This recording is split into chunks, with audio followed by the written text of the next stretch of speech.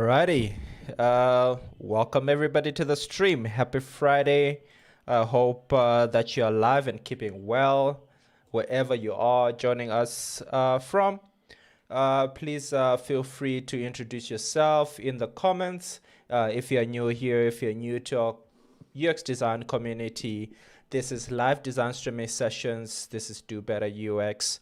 Brought to you by dobetterux.com, of course, sort of like the number one place for you to go for no BS approach type of learning when it comes to UX design. We try and give you real life, real world examples of how it is like actually to dive into a UX design career and some of the things that myself especially have learned over the years, and also as a collective of knowledge from some of the people who are the leaders in this game of UX design. So yeah, that is a little bit of an intro of what you might expect from the channel.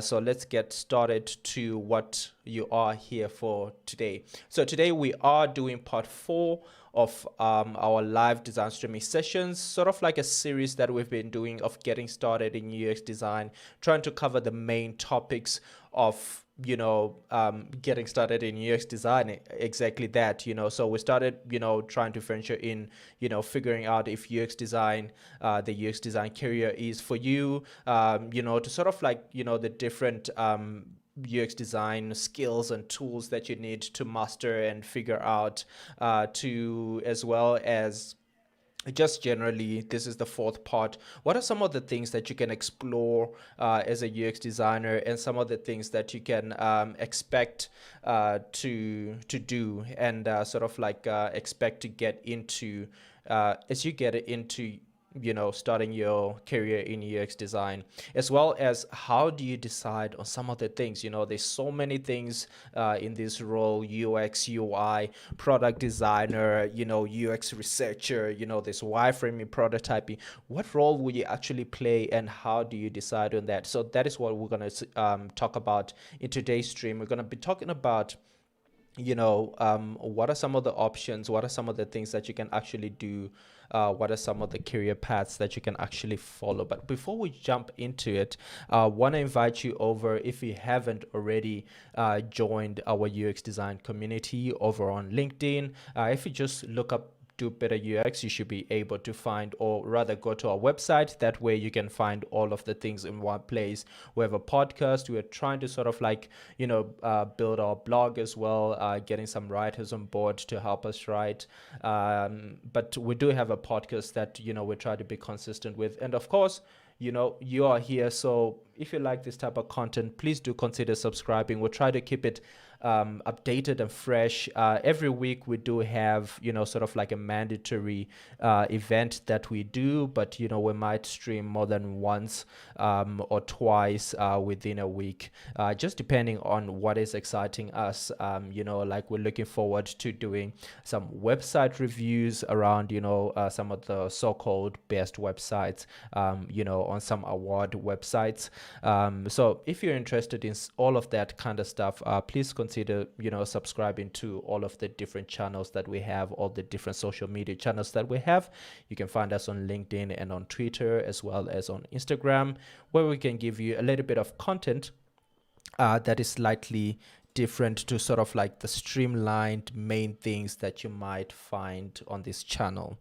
So moving on swiftly for the stuff that you actually came here for, let's discuss the UX design career, sort of like options that you have when you're getting started, right? So please let me know if my audio is good, if you can hear. I say I went a little bit too hot there. Just to check, make sure that everything. I'm just looking down here. If you see me looking down, I'm looking down at the comments and making sure that everything is running nicely. I see that somebody has dropped us a like already on this video. Thank you so much for that. Please do consider subscribing. If you're watching after the fact as a replay, ask any questions on the chat as we go through. Ask any questions in the comments if you're watching a replay. So cool, let's jump into it. I think the first thing that a lot of people get sort of like splashed in their face when they look into getting into UX design is this term UX UI designer, or the word of UX UI design. And I think it's sort of like puts you in two different worlds and two different trains of thoughts, and sort of like mindsets, if I can say that. There's the point where, if you're focusing more on UX design, you're doing a little bit more of the user research, or sort of like the solving part of the UX UI role. If you're more on the UI design, you're probably more on the technical type of side of things. You like playing around with latest software, design trends and things like that. You really want to bring those ideas to life. Not saying that you cannot do both at the same time, but I'm just trying to say, depending on where you're starting your UX design career from, whether you're starting it from just starting out from blank, from college, from nothing, you might want to leverage off some of the skills or natural skills that you have, or some of the things that you've studied and learned before getting into UX design, whether you have studied from another career or not. If you studied from another career, let's say you're coming from a graphic design background, a web design background, etc., etc., you probably have a lot of interest into doing a lot of UI design work, because it gives you that creative freedom and keeps you flowing all the time. I'm going to try to be a little bit quick here, because I'm not sure how much power I actually have on my camera. I realized that I charged it a little bit late. So if you feel like I'm going through this a little bit quick, please do let me know in the comments, so that I can slow down a little bit. But I'm going to try to go a little bit as fast as possible, so that we can do most with the time that we have. So back to the UX UI design role, depending on where your strengths are or what you would like to get into, again, even if you don't have so much strength in designing and bringing things into life, and building beautiful interfaces and stuff like that, is something that you can still learn if it's something that you want to intentionally get into. So I think that UX UI role that you usually probably see on LinkedIn and a lot of job boards, or product designer role, sort of like mixes both of those. You're expected to do a little bit of the problem solving, you're expected to do a little bit of analytics of the data and user research, you're expected to do a little bit of just general UI design as well. So that is what basically it means. So if you want to lean more to one side more than the other, please do consider that before you actually, take a pathway. Of course, you can, sort of like get into the UX UI role. I would actually advise that, to get into the UX UI role, so that you can sort of like familiarize yourself with both worlds. And then maybe after, a couple of months or so, you can start focusing on, a more narrower pathway, if you would like to. I believe in T-shaped people, that you sort of like know how to do a lot of things, but also have sort of like a very specialized focus point. So myself, I come from a graphic design background. I've done a little bit of web design, etc., etc. I do a lot of UI design even up to now, so I am familiar with design language and trends like that, and managing design systems, etc., etc. So I would, play more into the, UX UI role quite easily, but I also do quite a lot of, strategy work as well. So a lot of design thinking work, discovery work with clients, to really unpack what, the backlog of the product is, and be able to, do project management and things like that as well. So I'm quite fast in, the skills that I have, and, but I really come from a more very design focused. So I sort of like play a design lead role in most of the projects that I work on. That way, I can apply the design language mostly because that is what I'm really specialized in, but also generalize in other things. Depending on what project I'm working on, I might be focusing a little bit more on the, project management side of things, or, sort of like doing customer research and user research, working with other designers to build the user interface, etc., etc. So those two things are the major two things. I'm gonna go in a little bit more now, the next layer. So now that you know what kind of style of work that you want to do, what do you actually want to do as a UX designer or as a UX UI designer, you sort of like leverage off your strengths, the ones that you already have, and you want to move on to the next thing.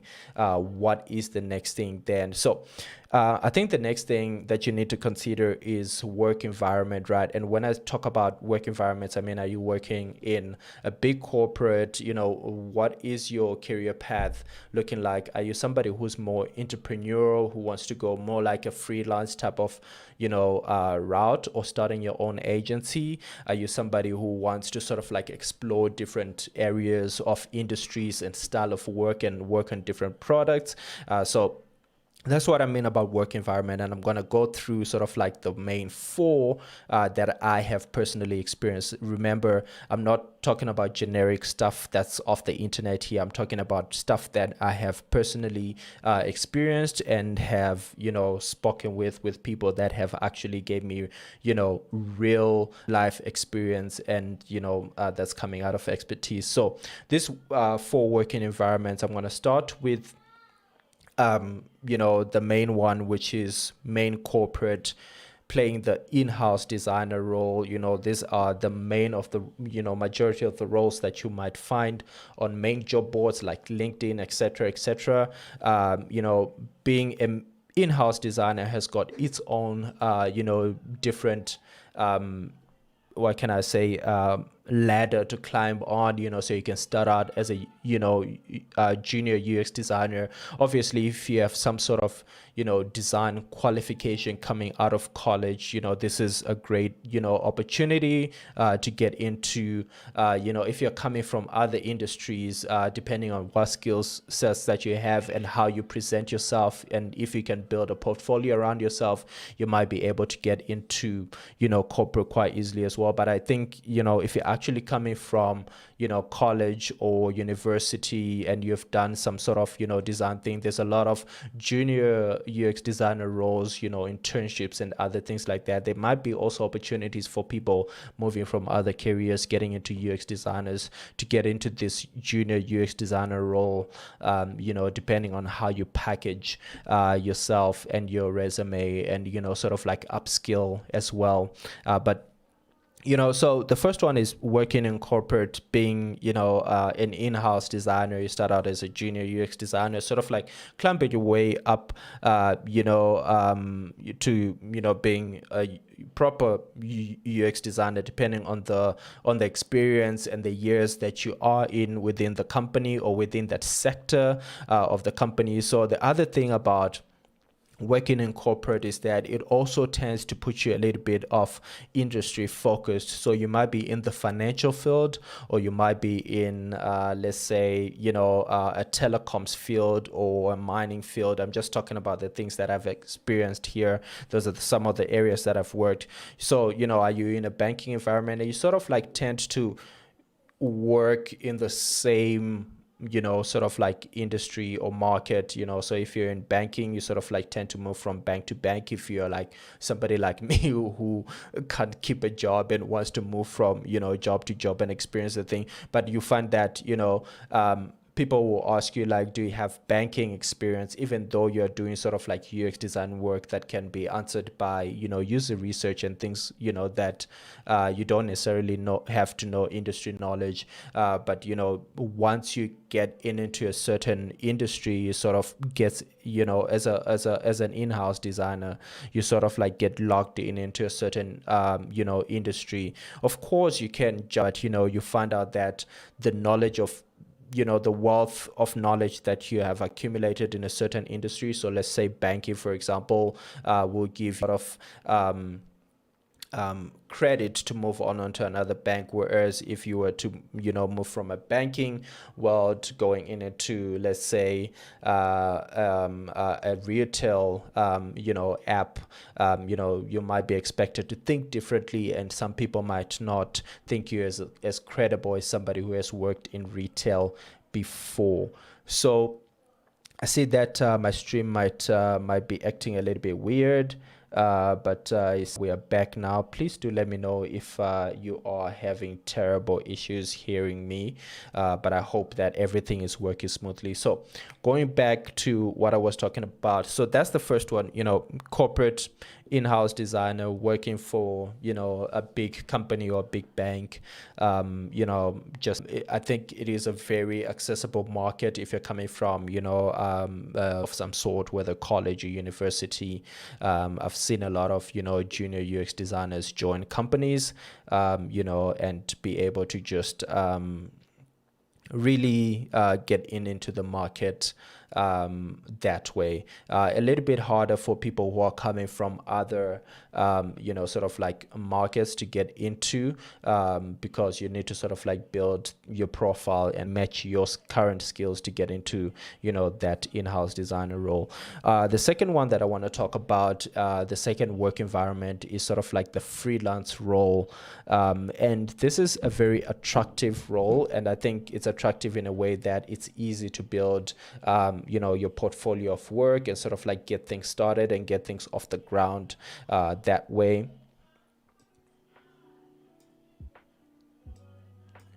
And get things off the ground that way. So it's a great opportunity for you if you're somebody who's entrepreneurial and who really wants to get into the world and explore how the client side of things work, how running a project work. If you're somebody who feels like you're sort of like a 360 type of person who can cover the different aspects of a project and actually taking out work, and maybe you're coming from doing other freelance work as well. Maybe you're a freelance web designer or a freelance graphic designer, for example. Obviously you can take the route of becoming a freelance UI designer. A couple of things that I have found myself as as diving into some of this freelance world, is that there are a couple of things that you don't really get to see, right? I think working in a corporate environment and some of the work environments that I'm going to discuss here, like the agency and the startup environment, really gives you an opportunity to work around people that you can, that have got a lot of experience that you can learn from. That way you get, to find out how to speak to executives, how to, work on big projects and not just startup projects, sort of, just projects to put on your portfolio, and, small clients that, probably hardly don't pay that well.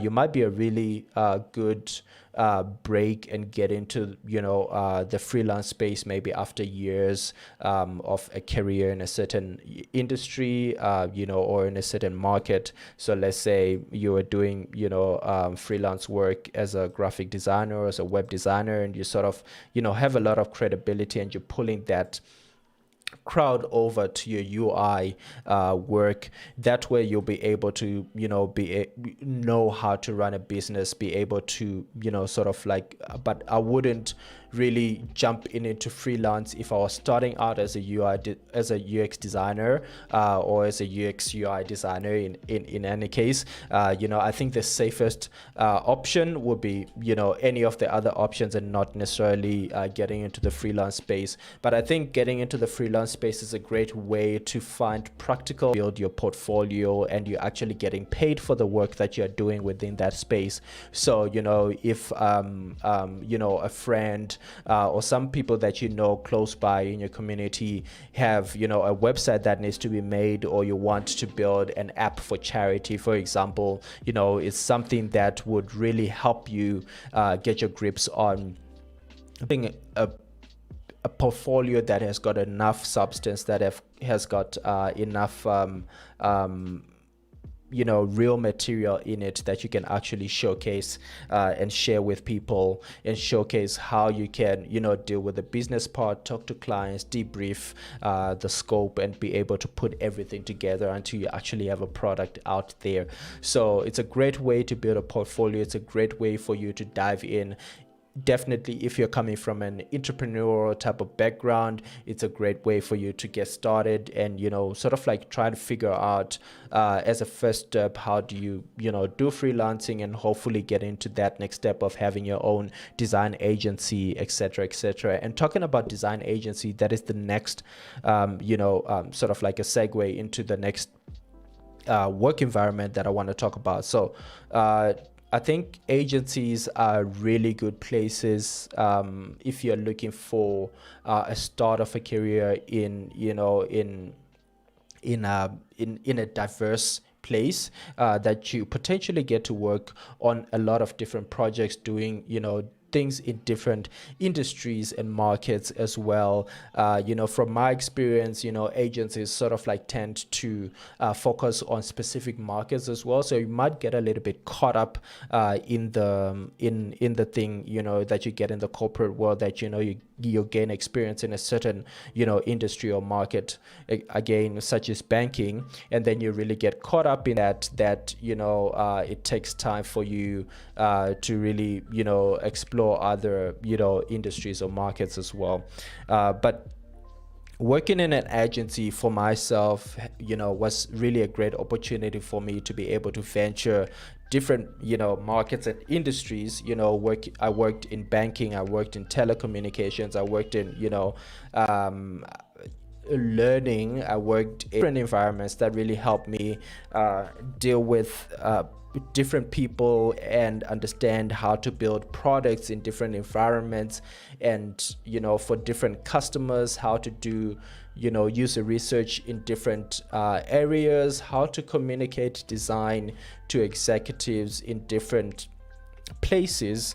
It was really empowering for me to work in an agency environment. And I think if you're starting out, an agency environment is really a great space for you to start out. Even if you're looking to get into corporate or whatever it is, I think it's a great way to build your portfolio, having sort of like a steady job, actual getting employed.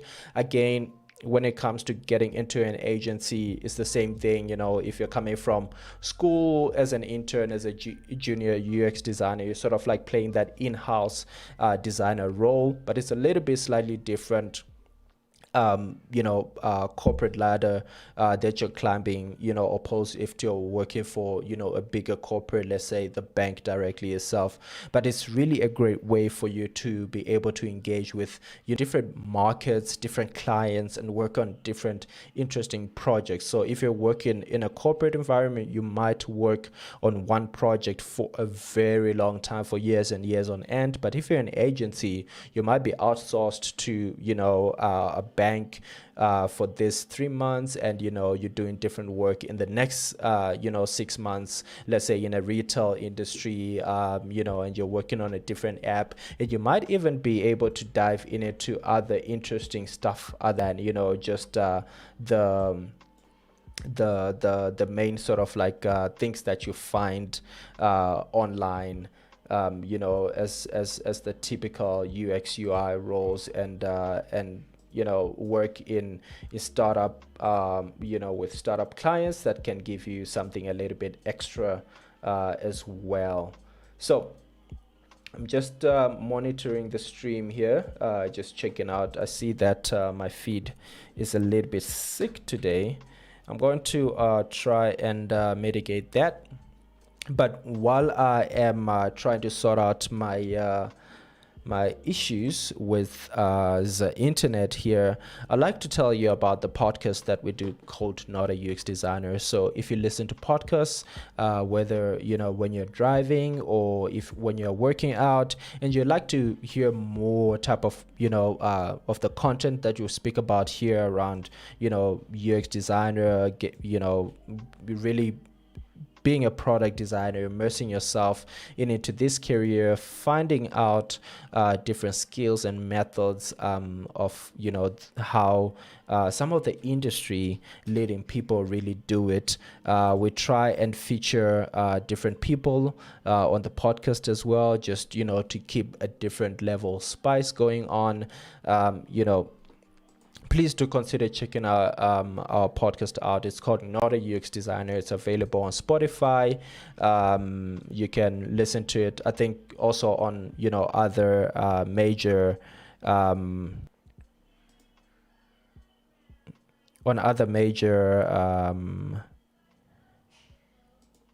platforms as well, like Apple Music, etc., etc. So I think that can help me. I've done something on my stream here on my computer setup.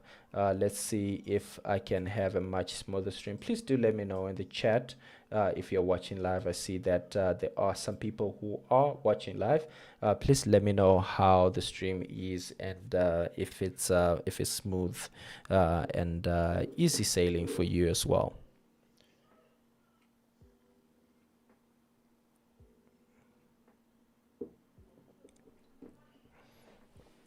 Cool. So I see that my connection is back to excellent now. Let me proceed.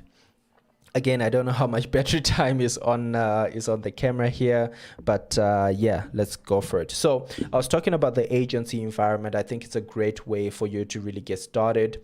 If you want a diverse place where you can work in different industries, work on different markets, and work on different products, etc., etc. It's a really great way to immerse yourself into the UX UI world if you want to, start off and explore how everything works, because depending on the client that you're being assigned to and the project that you're being assigned to, you're sort of going to play a different role on each of those projects going forth. So, I would really strongly, other than all the options that I hear, I would really strongly, even if you want to get into freelancing, even if you want to get into corporate later on, I really, would recommend a lot of people to consider starting, in an agency environment. That way you can learn how to work with different multiple teams, gain a lot of experience and knowledge as well on the way, and you can, break out into the future maybe after,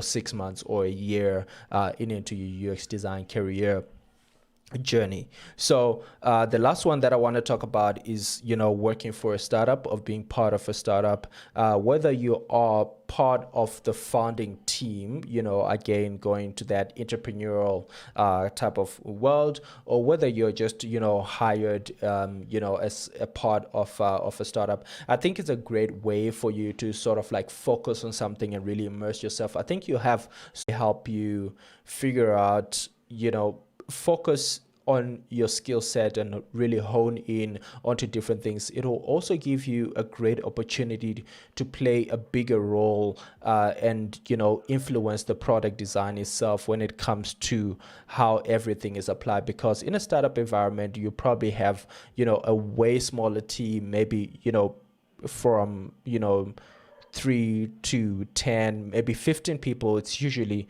quite a lot of people you might see in a startup. Some startups are a little bit bigger. You might see 30 or 45 people in a startup, but I'm talking about some of the really, early on startup, maybe that are in their, third year or fourth year of coming up with the product, and they're really looking for a person who can come in there and be able to almost play off a product owner role, of a product manager role, really take ownership of the product and really be able to look at the features, look at customer feedback, be able to stitch everything together and actually show results in the numbers, right? In the metrics that you're trying to hit as a company. I think for me, being part of a startup is a very huge investment as a UX designer or somebody who's getting started. But I think if you have an opportunity to get started, to be part of something that you really believe in, a company that you think, is really building a great product that will make a difference, that you're looking for, that really aligns with your values, and you also really enjoy working with the people within that specific company, right? I think it's a great opportunity, and it'll give you sort of like a rich, robust, not so entry level to getting into UX design, because you'll always be seen as, one of the key players when it comes to actually designing and building that product. So whether you're somebody who's just starting out or somebody who's coming from another field, not necessarily a UX design background or a design background, you might be able to, get into startup environments just by really showcasing your skills and aligning with some people who are looking to work with great people, mainly on alignment of values and behaviors. Really is the biggest thing that really, help you align when it comes to building relationships in startups, etc., etc. So those are the main 4 work environments that I wanted to talk about, sort of like, for the entrepreneurial spirited people. There's the freelance space. It's great for you to build your portfolio with real life, quick examples that you can actually do, for close people, friends and family nearby, and some clients that can actually pay you to build your portfolio. It's a great place to start if you're somebody who's entrepreneurial, or if you just want to build some reputation and a little bit of experience, and actually get paid for it. If you're just venturing into UX, I think it's a great way to sort of like figure out things, as well as if you want to start an agency in the future. It's probably a great way for you to explore the market and see how you approach clients. It's a little bit limited for a lot of people that want to upskill to the agency or sort of like corporate level, because you don't really have other people around you to help you how to pull the ropes. You definitely won't be having the corporate level type of level of communication, of understanding terms and how things work. It's just a whole different landscape of the clients that you work with as a freelance designer, depending on your background and your experience, of course. But really here I'm talking about people who are starting out, whether from school or if you have other background experience, depending on where you're coming from. If you're really starting out in UX design, and not coming from like a heavy UI and web design background, something that is more relevant, you might need to focus on other things. So the next one, the agency. So really great if you're looking for diversified working environment, because you get to work with different clients, different spans of project times. It's really great for somebody who doesn't want to necessarily work for one company, but work for one company as well. If you're looking for some sort of like job stability and want to stick with one company, so you can work with one agency, but sort of like work with many different clients and really be in a diverse place.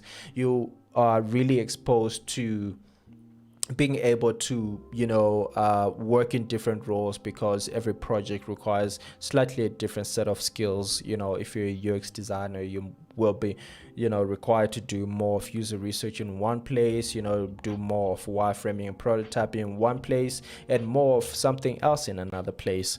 The next one, working in a startup environment really helps you immerse yourself in there and probably help you sort of like climb through the product design space a little bit much faster, because you're much more closer to where everything is happening. There isn't so much red tape between you and the main people who are calling the shots. If it's the CEO or the CTO, it's easier for you to speak to those people, and you don't need like crazy big corporate jargon and things like that, right? And the last one, the fourth one, is obviously the main corporate environment. So working for the big guys, working for the big banks, working for the the big telcos, working for the big retail companies, etc., etc. As an in-house designer, there's, obviously pros and cons to all of these. But for me personally, what I would say, if you're somebody who's looking to get started, looking at an agency or sort of like a startup environment is probably a really good start to get into UX design. Even if you want to get into sort of like the corporate environment, or you want to get into the freelance environment, it will really help you build a profile, a really big, diverse, healthy profile, and be able to get into other spaces much easier within a year or so. Corporate, if you're looking for sort of like more something that's a little bit more solid, a little bit more stability, obviously there's pros and cons. I think with corporates, you might be in a better state when it comes to the world collapsing with COVID. Maybe you might still be assured to your job might still be secured, unlike in an agency or in a smaller company like a startup, for example. You might possibly sort of like have more risk of losing your job there. So if you're looking for more job security, and you think you're probably a more corporate type of person, and you've went to school to get this corporate gig, then certainly go for it and be able to navigate that world. Obviously there's a corporate ladder that you need to climb. If you have the opportunity, definitely go for it. And obviously going for the freelancing thing,